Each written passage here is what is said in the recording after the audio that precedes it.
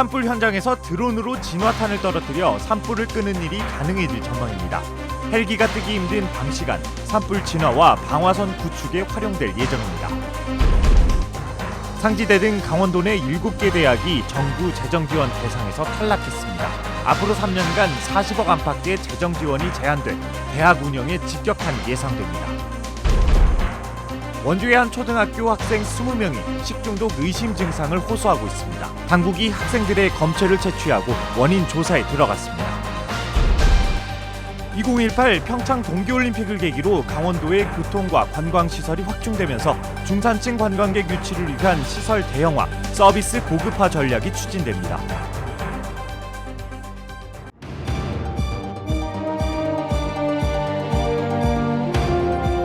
안녕하십니까. 뉴스데스크 원주입니다. 어제 강원도에서 18명의 코로나19 확진자가 발생한 가운데 오늘은 지금까지 40명이 확진됐습니다. 원주에서는 섬강중학교 학생 5명이 확진돼 학생과 교직원 800명에 대한 전수검사가 진행되고 있고 노래방 관련 접촉 등 모두 12명이 추가로 감염됐습니다. 이 밖에 강릉 16명, 춘천 8명, 동해 2명, 홍천과 철원에서 각각 1명씩 모두 40명이 늘었습니다. 어제는 원주 등 6개의 시 지역에서 18명이 확진됐습니다. 원주의 누적 확진자는 1,199명, 강원도의 누적 확진자는 5,580명입니다. 원주의 한 초등학교 학생들이 집단으로 식중독 증상을 보이면서 당국이 원인 조사에 나섰습니다. 원주시 보건소와 원주교육지원청은 해당 학교 학생들이 집단으로 어제부터 복통과 설사 증상 등을 호소해 20명의 검체를 채취해 원인을 파악하고 있습니다. 해당 학교는 급식실 리모델링 공사로 학생들에게 도시락이 지급되고 있었는데 일부 학부모들은 도시락 배송에 냉장 기능이 없는 차량이 사용된 것이 원인이라고 주장하고 있습니다. 강원 도내 7개 대학이 결국 정부의 재정 지원을 받지 못하게 됐습니다. 지난달에 발표된 가 결과가 그대로 확정됐는데요. 교육부는 공정한 평가였다는 반면 탈락 대학들은 평가의 잣대가 잘못됐다며 반발 수위를 높이고 있습니다. 허주희 기자가 취재했습니다. 2021년 대학 기본 역량 진단 최종 결과가 가결과 그대로 확정됐습니다. 교육부는 대학의 체제 개선과 구조 개혁을 위해 이번 평가가 공정하고 타당하게 이루어졌다고 밝혔습니다. 각 대학들이 제기한 이 신청에 대하여 전부 기각 결정을 하였으며 이는 대학구조개혁위원회 심의를 통해 최종 확정되었습니다. 결국 강원도 내 7개 대학을 포함한 전국 52개 대학이 정부의 재정 지원을 받지 못하게 됐습니다. 도내 일반 대학에서는 가톨릭 관동대와 상지대 2곳, 전문대는 강릉 영동대와 한국골프대, 송곡대와 송호대, 세경대 등 무려 5곳입니다. 최종 결과에서 탈락이 확정되자 반발이 커지고 있습니다. 먼저 부실대학으로 낙인 찍히면 신입생 충원이 어려워지고 결국 재정적인 문제로 이어지기 때문입니다. 코로나19로 힘든 상황에서 정부 지원마저 끊긴다면 재정적으로 타격이 클 수밖에 없다는 겁니다. 탈락 대학들은 앞으로 3년 동안 48억 원, 전문대는 37억 원의 지원을 받을 수 없어 대학 운영 자체가 힘들어진다고 호소합니다. 코로나 관계로 지금 저희 대학만 해도 벌써 마이너스 10억인데 평생교육을 운영 못하지. 이 엄청난 손해들이 있는데 이 재정마저 못 받으면 굉장히 타격이 오는 거죠. 또 국민 세금이 투입되는 재정 지원 사업이 비합리적으로 추진되어서는 안 된다며 행정소송과 헌법소원을 제기하겠다고 밝히는 등 반발 수위를 높이고 있습니다. MBC 뉴스 허주입니다. 드론 관련 기술이 급속도로 발전하면서 다양한 분야에서 활용되고 있는데요. 산불 현장에서 진화 헬기 대신 드론으로 산불을 끄는 일까지 가능해질 전망입니다. 권기만 기자가 취재했습니다. 둥근 진화탄을 매단 드론이 이륙합니다. 목표 지점까지 이동해 정확한 위치에 진화탄을 떨어뜨립니다. 훈련은 모의탄으로 하지만 실제 진화탄은 떨어지기 직전에 터지면서 소화액이나 소화 분말을 뿌려 산불을 끄도록 만들어졌습니다. 지금까지 개발된 드론 진화탄은 약 15kg 무게로 땅에 떨어졌을 때 반경 10m까지 진화가 가능합니다. 특히 헬기가 움직일 수 없는 야간 시간대 활용도가 높습니다. 실제 산불을 끄는 것도 가능하지만 우선은 밤사이 불이 더 번지지 않도록 방화선을 구축하는 용도로 활용될 전망입니다. 이 진화탕으로 산불을 완전히 진화한다는 개념보다는 산불을 아침에 헬기를 투입하기 전까지 잡아둔다는, 더 이상 번지지 않게 한다는 역할이 더 큽니다. 여기에 수십 수백 대의 드론을 함께 조종하는 군집 비행 기술을 결합하면 실제 진화 현장에서 헬기에 버금가는 진화 능력을 발휘할 수 있을 것으로 기대를 모으고 있습니다. 수십 대 드론을 투입한다면은 그 산불 현장에서 일시에 산불을 초기에 진화를 할 수 있는데 도움이 클 것 같습니다. 적극적으로 군집 비행 기술을 저희가 검토를 해서 산림당국은 직원들을 대상으로 드론 조종 교육을 확대하는 한편 더 가벼우면서도 진화 반경이 넓은 진화탄을 만들기 위한 연구를 계속하고 있습니다. MBC 뉴스 권기만입니다. 강원 지역의 교통망과 관광 인프라가 대규모로 확충되면서 관광 양상이 예전과는 크게 달라졌습니다. 특히 동계올림픽을 계기로 관광 산업의 구조가 바뀐 것으로 나타났습니다. 홍한표 기자가 보도합니다. 2018 동계올림픽의 전후에 강릉 지역 해안가에 건설된 대형 호텔만 3곳, 객실도 2,000개 가까이 늘었습니다.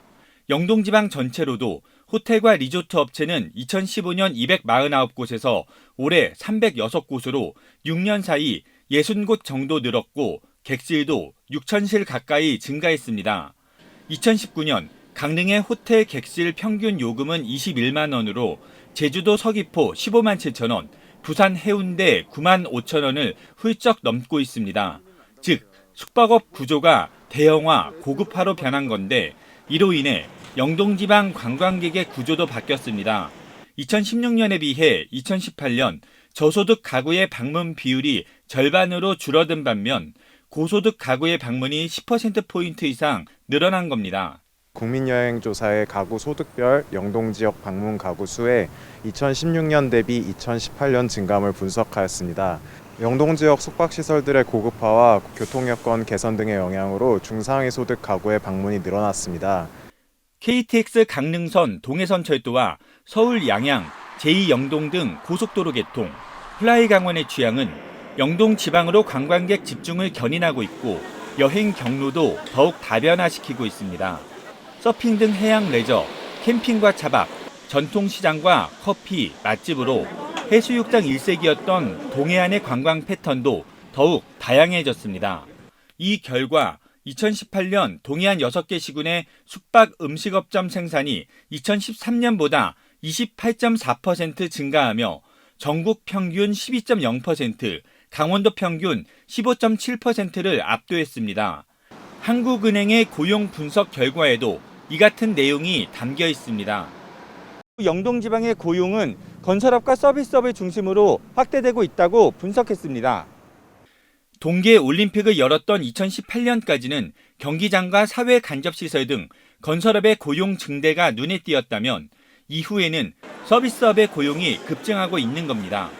지역 내 관광이 활성화되면서 관련 서비스업을 중심으로 한 지역 내 고용 창출로 전반적인 고용 지표가 개선되었습니다. 코로나19 확산의 영향으로 2020년 상반기 중 일시적으로 하락하였는데요. 2020년 하반기에는 다시 상승하였습니다. 다만 관광 산업의 확대는 부작용도 낳고 있습니다. 강릉의 카페는 5명당 1개꼴로 생기는 등 자영업의 과당 경쟁이 치열해지고 있고 영세 숙박업체나 버스 등의 여객 운송업은 쇠퇴하면서 업종과 업체 규모의 양극화 현상을 보이고 있습니다.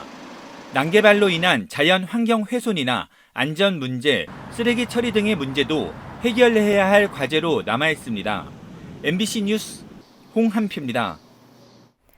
연구원 채용 비리 의혹과 관련해 경찰이 강원연구원을 압수수색했습니다.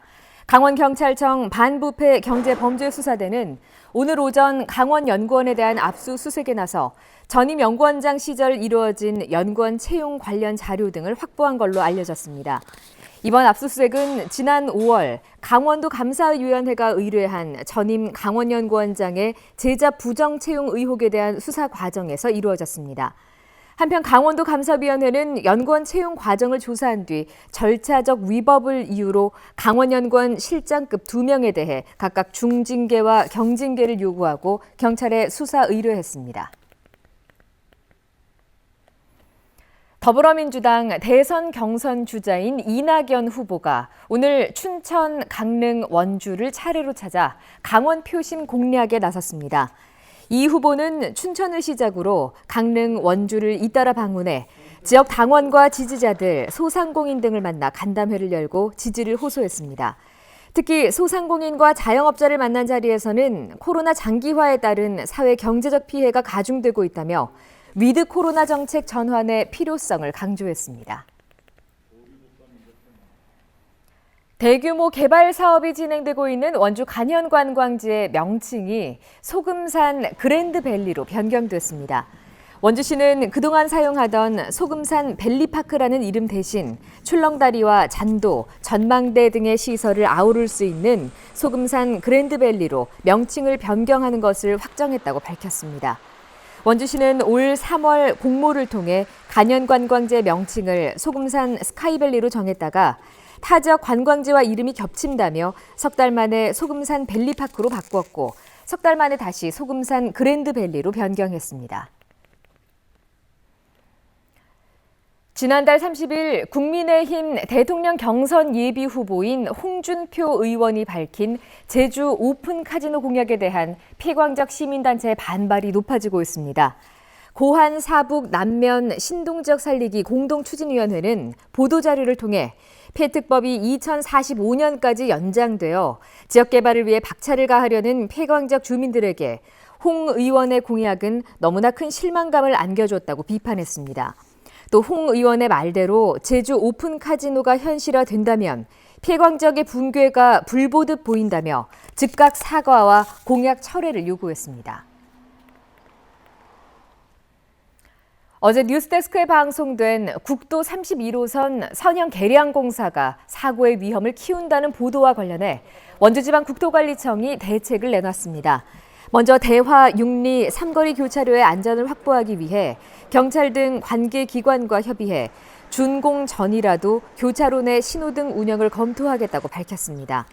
또 인도를 설치해달라는 지역 주민들의 의견에 따라 추가 설치 방안을 강구 중이며 준공 이전 지역 주민, 교통안전공단 등 전문 기관과 함께 안전을 저해하고 불편한 부분을 최종 점검할 계획이라고 덧붙였습니다. 뉴스데스크 원주를 마칩니다. 시청해주신 여러분 고맙습니다.